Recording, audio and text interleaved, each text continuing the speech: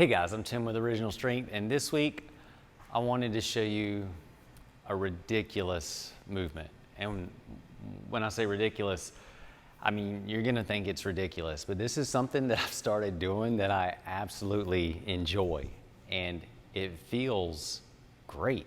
It just feels good. So I just wanted to share it with you. You've probably done this when you were a kid, I don't know, but I'm gonna call this the eagle, but you can call it the stupid movement that Tim did that one time on YouTube, or you may want to call it like the pelican or the condor. I don't know, whatever your favorite bird is. But we're gonna move like a bird. So I'll try to do this so you can see it from the side. But if you can imagine, you had really long wings, maybe your arms are really long wings, and you just start trying to flow with your wings.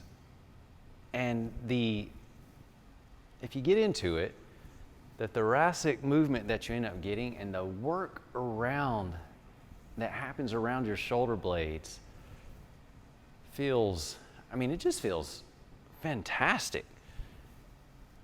But as you can see, I'm starting to, at least it feels like, I'm moving back and forth almost in between my arms. And you just imagine that your arms are just beautiful, graceful wings with very stylish feathers, of course. But that's it.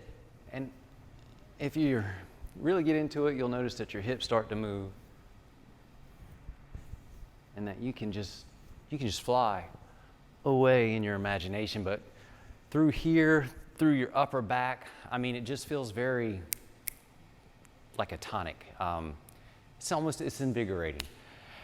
I know it's ridiculous, but you won't know how ridiculously awesome it feels if you don't try it. So do the eagle or the very slow motion dove. Give it a shot, see what you think. If you try it, please, in the comments, let me know either how I'm ridiculous, that was nothing, or you know what, Tim, that felt pretty daggone sweet. All right, guys, thanks so much for watching. I hope that's helpful.